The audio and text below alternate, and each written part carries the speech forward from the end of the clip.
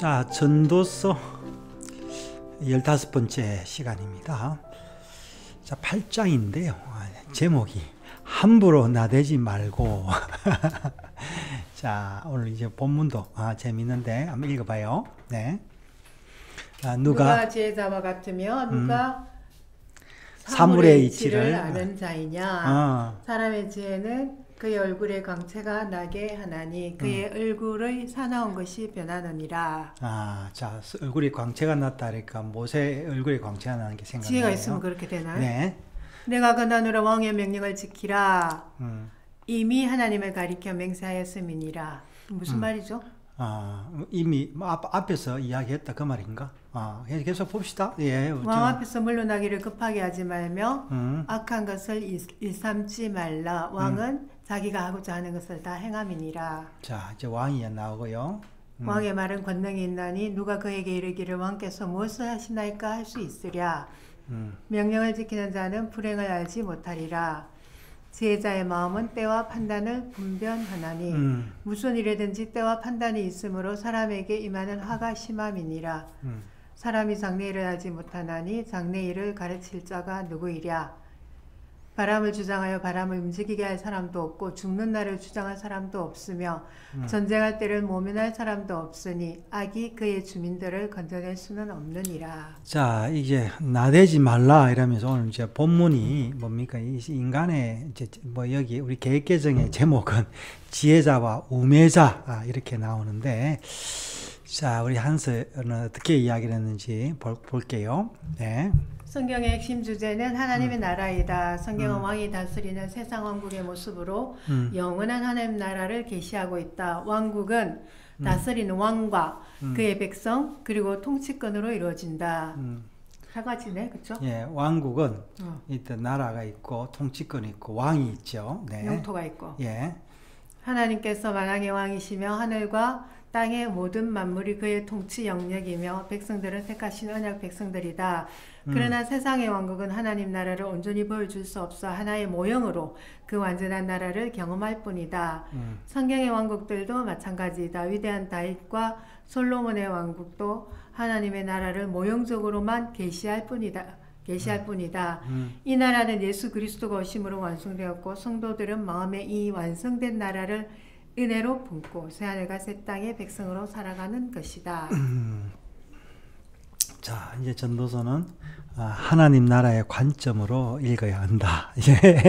저희 사실은 그 솔로몬이 그런 관점으로 쓴 건 아닌데요. 우리가 이제 솔로몬의 이 이야기들이 깊고 또 뭔가 예비하심이 있기 때문에 이제 여러 관점이 존재하고 우리는 좋은 관점을 따라서 우리의 유익을 따라 읽는데요. 하나님 나라는 하나님께서 왕으로 다스리시는 올람이고 그의 백성인 교회와 성도는 아직 이 땅에서 살아가는 헤벨이다. 성도는 예수님의 믿음으로 구원받아 영원한 하나님 나라의 언약 백성이 되었으나 아직은 이 땅에서 헤벨의 제한된 존재로 살아가고 있다. 이러한 모습으로 전도서는 올람과 헤벨을 통합적으로 계시하고 있다. 그러나 말이 통합이지 올람은 무한이요 헤벨은 유한인데 이 두 세계가 어떻게 통합이 되겠는가? 예, 그렇죠. 이게 영혼과 잠깐이 어떻게 통합이 안 되는데 전도서는 지혜의 기본 공식을 뛰어넘는 영혼으로 인도하고 있기에 아직 해 아래에서 헤벨로 살아가는 인생들에게는 이 경계를 뛰어넘는 전도서의 지혜를 도무지 알 수도 받아들일 수도 없는 것이다. 마치 우리가 이제 땅에 살면서 마치 하늘을 날고 싶고 이 땅에 살면서 이제 이 하늘 너머에 뭐가 있는 것처럼 좀 궁금한 어떤 그런 이야기인 것 같습니다. 8장에서 누가 지혜를 아는 자이며 사물의 이치를 아는 자인가? 사물은 말씀으로도 쓰이는 말이다. 이치는 원리와 이 원리를 해석하는 것을 말하는데 해 아래 사람의 지혜로는 이 사물의 이치, 즉 말씀의 원리나 해석을 할 수 없다는 말이다. 자, 이게 이제 히브리 말이에요. 다바르라는 말이 말씀도 되고 뭐냐면은 사물도 되고 그렇다는 거예요. 일도 되는 거 아니에요? 일. 한 일, 뭐 이런 식으로 말할 때. 또 여기 또 질병도 되는 것 같은데 내가 찾아봐야 되는데 하여튼 이 여러 가지로 이 사용이 되는데 그 우리로서는 지금 이해가 안 되지만 그 당시 언어로는 통용이 되기로는 이제 그렇게 그 통용이 됐던 것 같습니다. 이제 그 문맥에 따라서. 만약에 사물의 이치를 알 수 있다면 하늘의 지혜로 제국 형제의 꿈을 해석한 요셉이나 다니엘처럼 얼굴에 광채가 날 것이며 근심이 사라질 것이다. 다니엘이 한 꿈의 해석과 사물의 이치는 같은 단어 페쉐르 페세르이다. 이치, 꿈의 해석과 다니엘 꿈의 해석과 사물의 이치도 해석과 이치는 같은 단어 페세르라는 이야기이다. 히브리 단어는요. 우리는 단어가 다르지만 그리고 이어서 전도자는 좀 뜬금없이 왕에 대한 이야기를 하고 있다. 성경의 왕은 중요한 이미지와 비유적 의미를 지니고 있다. 왕은 절대자이며 그의 백성들에게 선함을 베푸는 존재로 계시가 되고 있다. 특별히 전도서에 계시된 왕은 인격적인 서술보다도 모든 것을 그의 권능으로 행하는 왕의 절대적 주권을 강조하고 있다. 그의 백성은 그의 왕 앞에 함부로 나가거나 들어가지 말고 그의 명령에 절대 복종해야 하며 왕이 하시는 일에 무엇을 하시나이까? 왜 이러시는 겁니까? 라고 말하지 말아야 한다고 한다. 하나님께서는 지혜의 처음과 마지막을 왕같은 절대 주권으로 행하신다는 말이다. 왜? 무엇이라고 함부로 묻지 않고 하나님 말씀의 성취는 하나님의 시간 속에서 이루어짐을 신뢰하며 잠잠히 기다리는 것이 바로 믿음이다. 하나님은 인간의 생각이나 보잘것없는 경험으로 판단할 수 있는 분이 아니시다. 자, 그래서 솔로몬이 있었는데 그럼 솔로몬 자기가 왕이었잖아요. 예. 자기가 이제 경험한 일부의 그 절대적인 권력도 자기가 맛보았기 때문에 이런 거 썼을까요? 그러니까 이제 이게 이런 그 성경이 이제 우리가 지금 아가서도 읽고 있는데 이 글은 글이에요.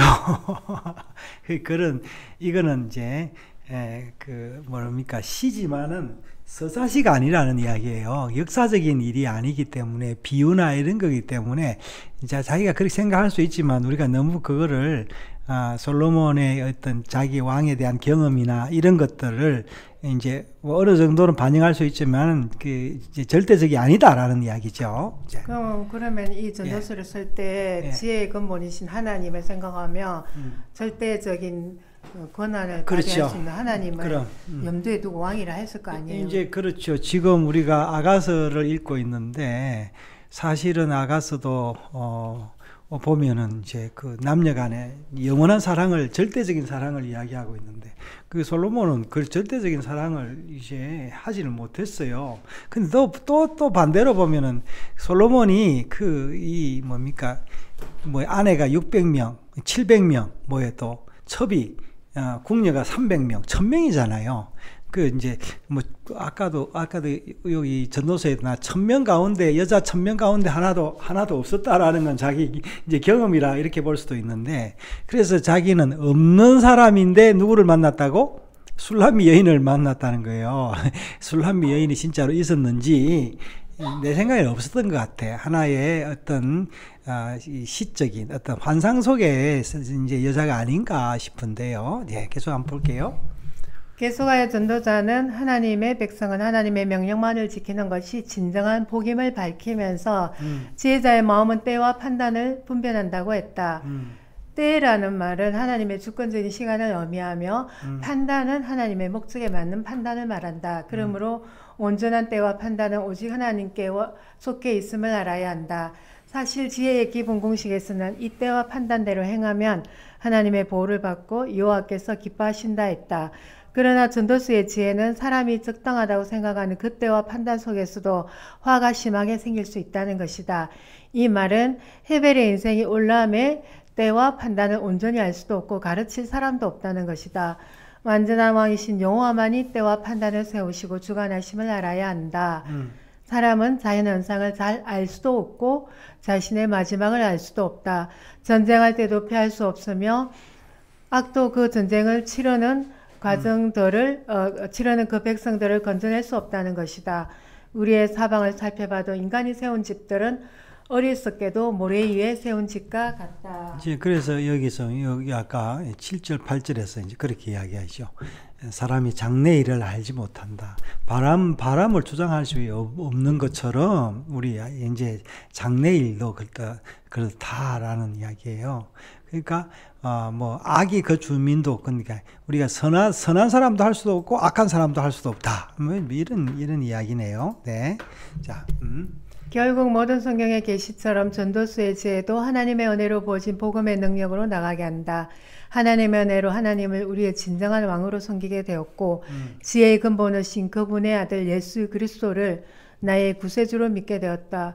우리가 사물의 이치를 어떻게 알 수 있겠는가?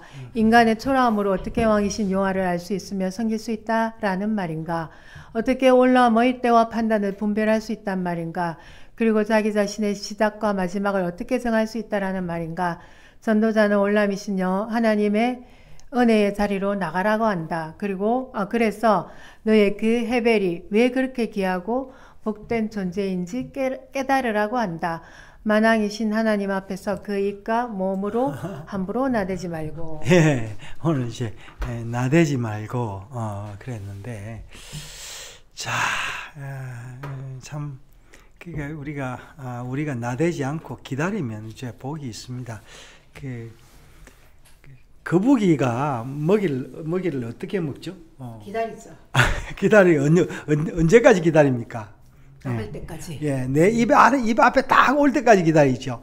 입 앞에 오니까 진짜 빠르게 잽싸게 이제 먹던데, 자, 우리가 이제 왕 앞에, 사실 우리가 하나님 앞에 사는 사람들이죠. 예, 그래서 얼굴에 이제 여기서 이제 광채가 났다 그러는데, 우리도 하나님의 그 영과 은혜를 받으면 광채가 납니다. 그 지혜가 우리 앞에 또 하나님 우리에게 그 은혜를 주셨어요. 그래서 기다리고 또 기도하고 소망하는 가운데 우리 모두에게 믿는 자들에게 그 은혜가 나타나기를 바랍니다.